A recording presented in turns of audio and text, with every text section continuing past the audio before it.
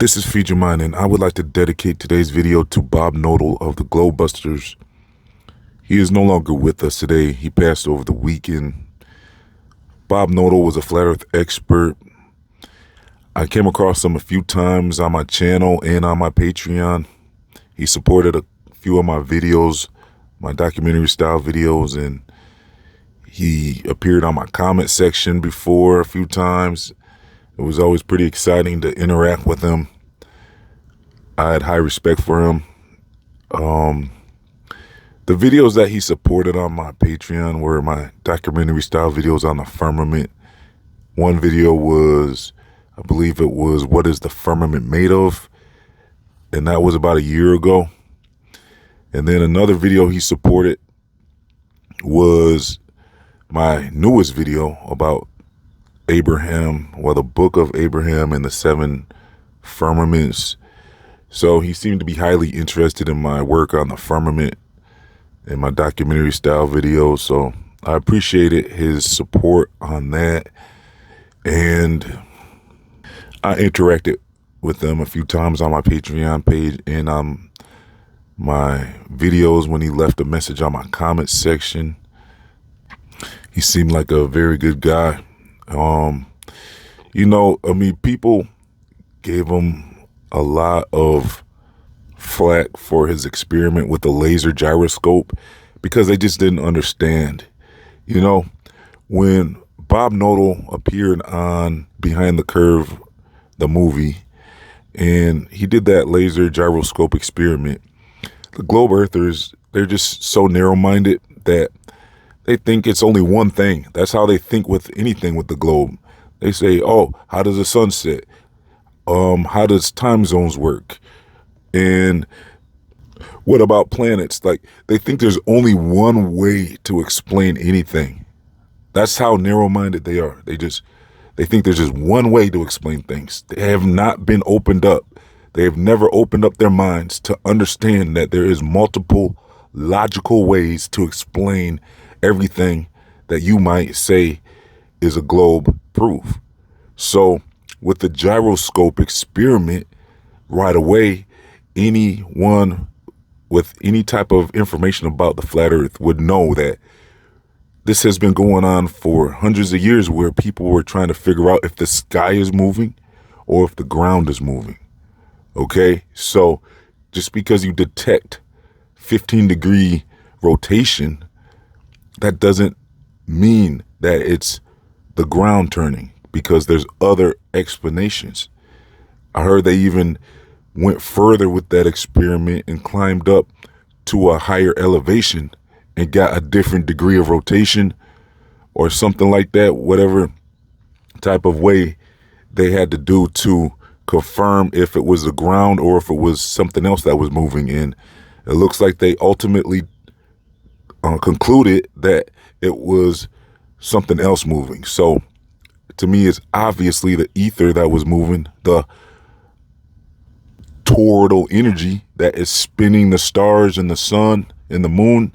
Yeah, we see things moving in the sky. So common sense, there's obviously other options than the ground moving. In fact, it actually proves the toroidal energy, because with the ground moving, there's no evidence of that. We don't feel the ground moving. We don't see any evidence of the ground moving by the waters or anything like that. So there's actually more evidence that it's not the ground moving, because we can see the sun moving. We can see the moon moving.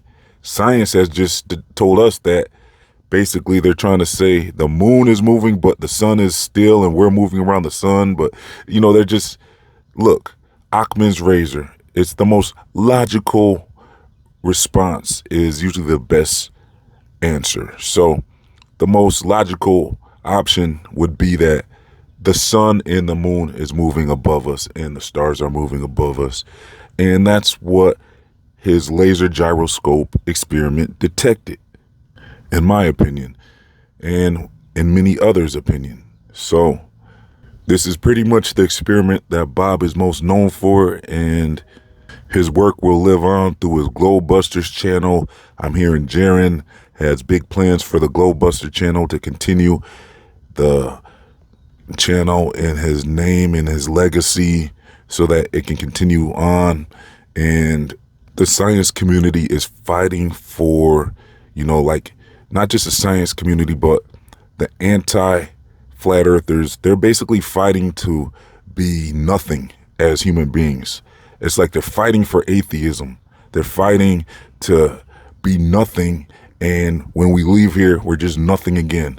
Basically, they want that so bad. But what people like Bob Nodal figured out is that flat earth is proof of intelligent design. So we have high expectations about what's going on this place here and after. It's pretty impossible to finally understand the flat earth logic and still be an atheist. So I don't think that's even a thing. I don't believe there's even one atheist that is a flat earther. It just doesn't make any sense. It's not compatible. So the people fighting against flat earth are fighting for atheism, and that's to me a cult of DE. I can't even spell out the word, but the place you go after. It's like they're fighting for there to be just nothingness and that people are nothing and we're all just a big accident. And when you realize the flat earth information is true, you become awoke to a new form of understanding about life and what life is, what this place is. And I believe Bob is on his way. I mean, if this place is intelligently designed, then the place that we end up in after this place is intelligently designed as well. So everything is just, everything on this earth would be just kind of like a passing place. And it's possibly all designed to move on to the next place after this. And we spiritually, people, if you're a Bible believer, you're going to be judged on how you lived your life here. But that shows us that there's another place after this. If you can be judged after you live your life here, then that means that our spirit will be judged, or however you want to look at it. I just believe that there's more to life than just this place. I believe there's going to be another place. I mean, everyone here will end up passing. Everybody on this earth passes. There's been no one that lives forever here on this earth. But are they all gone is the question, or are they moving on to another place of existence?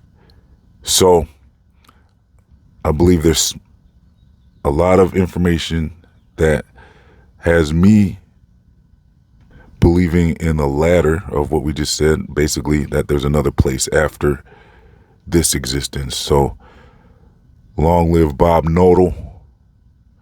May you rest up. You're done in this physical realm. You did a lot of great work. We're gonna be looking forward to Globebusters being continued. Something that you started, something that Bob started, and we're gonna be able to continue, hopefully, to experience that work being continued on here in the physical. So my condolences to Bob Nodal and his family. You're going to be missed here, and farewell.